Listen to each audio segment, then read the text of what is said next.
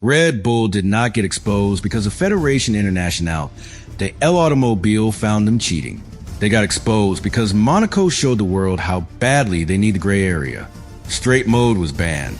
The actuator pod on the rear wing became useless. And suddenly, Red Bull found performance in the one place nobody was supposed to be looking, a small legality box designed for moving wing hardware, turned into a downforce weapon. That is the real danger, because this is not the Red Bull that once dominated Formula One. Verstappen is not leading the championship. The car is struggling over bumps and curbs. Mercedes, Ferrari, and McLaren are all ahead in the fight. And when a team like Red Bull starts hunting for grip inside a loophole, the paddock knows something has changed. Mercedes used the same gray zone. McLaren explored it too. But Red Bull's version raised the sharpest question because they kept the actuator pod and used it as a mount, even when the system was meant to serve was inactive. So now the Federation Internationale de l'Automobile has a problem. If the loophole stays open, every team will copy it. If it closes, Red Bull loses one of the few weapons they found at Monaco. And that leaves one brutal question hanging over the entire season. Is this the clever first step of Red Bull's comeback, or the clearest evidence yet that their old dominance has been replaced by desperation? Subscribe to the channel. For Red Bull, Monaco did not create the crisis. It revealed it. That is the uncomfortable truth behind the wing controversy. Because if Red Bull were still dominating Formula One, this story would feel different. The paddock might call the design clever. Fans might call it classic Red Bull. Rivals might complain, but there would still be a sense that the team had simply found another brilliant detail before everyone else. But Red Bull are not dominating. Not now. That changes everything.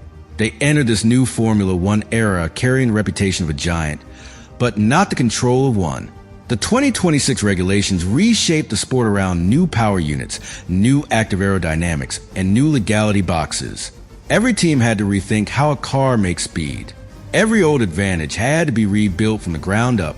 And Red Bull, for the first time in years, did not look like the team that understood the answer first. Mercedes had moved ahead. Ferrari had become a real threat. McLaren were no longer just waiting for mistakes. And Red Bull, the team that once made weekends feel predictable before qualifying had even started, were now fighting from a position that felt almost impossible to accept. Behind. That word matters. Because when a team like Red Bull fall behind, the pressure is not normal pressure. It is identity pressure.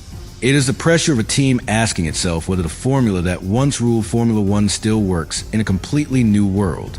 And then there is Max Verstappen. A driver like Verstappen does not make a struggling car look harmless. He makes the struggle more visible. Because everyone knows what he can do when the car gives him the platform. Everyone has seen the control, the aggression, the cold precision, the way he can turn a tiny opening into a race-defining moment. So when Verstappen is not at the front, the paddock does not ask whether he forgot how to win. It asks what Red Bull has lost. That is why Monaco mattered so much. On paper, Monaco should have been a chance to reset the mood. The track is slow. It rewards downforce. It rewards confidence. It punishes cars that are unstable, but it can also give clever aerodynamic ideas a much bigger impact than they might have elsewhere. At Monaco, lap time is not only found in horsepower, it is found in trust. Trust that the rear will stay planted under braking. Trust that the car will not bounce over the curbs in a way the driver cannot predict. Trust that when the wall is inches away, the steering wheel will give the answer the driver expects. Red Bull needed that trust. The problem was, their 2026 car had already shown weakness over bumps and curbs. That is a brutal weakness to carry into Monaco, because Monaco is not smooth perfection. It is a street circuit. It has surface changes, tight corners, awkward cambers, and barriers waiting for any hesitation. So before the winglets even appeared, Red Bull were facing a circuit that could expose exactly what the car did not like. Then the Federation Internationale de l'Automobile made the decision that changed the weekend.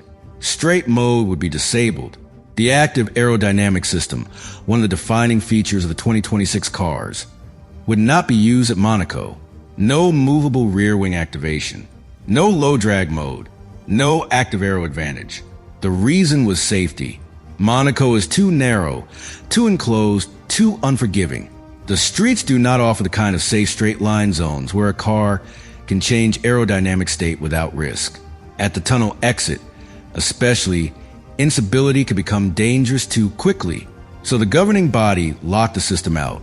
And that is when the opportunity appeared. Because the active aero system needs an actuator. That actuator lives in a small pod on top of the rear wing. The regulations created a special legality box around that area, so the mechanism could fit. That box sits higher than the normal permitted height for the rest of the wing, because the hardware needed space. But at Monaco, with straight mode disabled, the actuator had no real job to do. The space was still allowed. The function was gone. And in Formula One, that kind of mismatch is where loopholes are born. A rule creates space for one reason. A race weekend removes that reason. The space remains. Engineers notice. Suddenly, something that was meant to house a mechanism becomes a place to create performance. That is exactly what Red Bull saw. And they were not alone. Mercedes saw it. McLaren saw it. Other teams looked at the same area and understood the same possibility. But Red Bull's version mattered because of how they used the pod itself. Mercedes went more extreme in a different direction, removing the actuator pod concept and replacing it with more complex winglet arrangement. Red Bull kept the actuator pod and repurposed as a structural mount for two simpler winglets, enclosed by end plates. That detail sounds small. It is not, because it raises the central question. If the pod exists because it houses an actuator, what happens when it is not being used as an actuator housing anymore? Does it remain legal because it still sits inside the allowed box? Or does it become questionable because the purpose behind the allowance has changed? That is the gray area. And Red Bull stepped directly into it.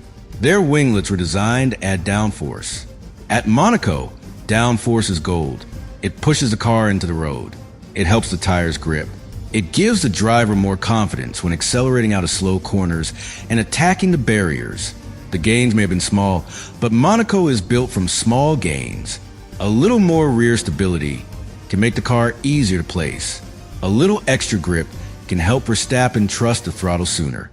A little more confidence can change a qualifying lap. And at Monaco, qualifying could define the entire race. So technically, Red Bull's logic was obvious. They needed downforce. The actuator box was available. The rules did not clearly forbid winglets in that space. The weekend had created a one-off opportunity. But politically, it was dangerous because Red Bull were not making this move from a position of calm strength. They were making it from a position of need. That is what makes the same design feel different. When a team at the front finds a loophole, the story becomes innovation. When a team under pressure finds one, the story becomes desperation. And the paddock could feel that difference. Red Bull had already been part of multiple technical arguments in the 2026 season. They had questioned rival wing flexibility. They had been connected to broader engine regulation tension. They knew exactly how the regulatory battleground worked because they had used it themselves. But Monaco put them under the same kind of spotlight. The team that once pushed questions toward others now had its own rear wing photographed, analyzed, and debated. That is exposure. Not guilt, exposure. The source material is clear. There was no confirmed Fédération Internationale de l'Automobile ruling declaring Red Bull's Monaco wing illegal. There was no confirmed penalty, no disqualification, no official finding that new evidence proved wrongdoing. But the evidence that did exist was still powerful in a different way. The active aero system was disabled. The actuator pod zone remained available. Red Bull used the pod as a mount for aerodynamic winglets. Formula One's own technical analysis described the broader solution as essentially a regulation loophole. And the governing body was aware of the designs because cars cannot race without passing scrutineering. That is enough to create pressure. Because Formula One does not always move from scandal to punishment. Sometimes it moves from loophole to clarification. That is where the real threat sits. If the Fédération Internationale de l'Automobile decides the actuator zone can be used for winglets, the idea survives, but only briefly as a Red Bull advantage. Because the moment it is accepted, everyone copies it. The surprise disappears. The special gain becomes standard equipment. If the governing body decides the actuator zone was only intended for active aero hardware, the loophole closes. Red Bull loses the part, and the team is left searching again. Either way, the quiet benefit is gone. That is the brutal thing about being exposed in Formula One. A hidden loophole can be powerful. A public loophole is already dying. The moment rivals understand the idea, they can copy it or kill it. They can build their own version or push for a directive. They can turn a technical detail into a political weapon. And Red Bull know this better than anyone. They have spent years at the sharp end of these battles. They know that the rule book is not just a book, it is a battlefield. Every sentence can become an opening. Every opening can become a protest. Every protest can become a technical directive. That is why the Monaco wing story matters far beyond one small set of winglets. It reveals the new reality of the 2026 era. The rules are still young. The cars are still being understood. The active aero system has created spaces that behave differently depending on the circuit. And when a place like Monaco disables the very mechanism those spaces were designed for, teams immediately start asking, what else could we do with it? Red Bull answered aggressively. But aggression has consequences, because the team now has to defend not only the part, but the image behind the part.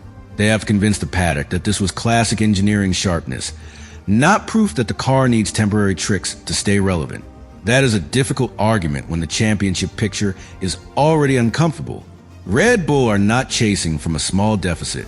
They're trying to recover from a season where Mercedes, Ferrari, and McLaren have all looked stronger in different ways.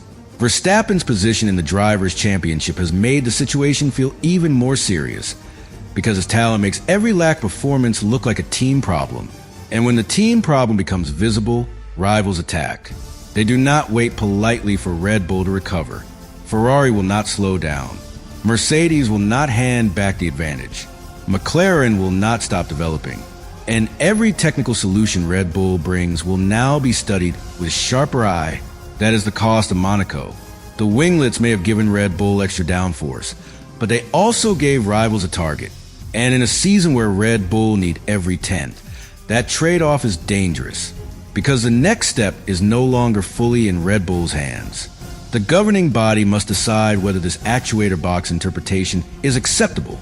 Rival teams will decide whether to copy or challenge it. The media will decide how loudly to frame it. And fans will now watch every Red Bull rear wing with suspicion. That is not comfortable, especially for a team trying to rebuild confidence. Confidence is not just something a driver needs in the car.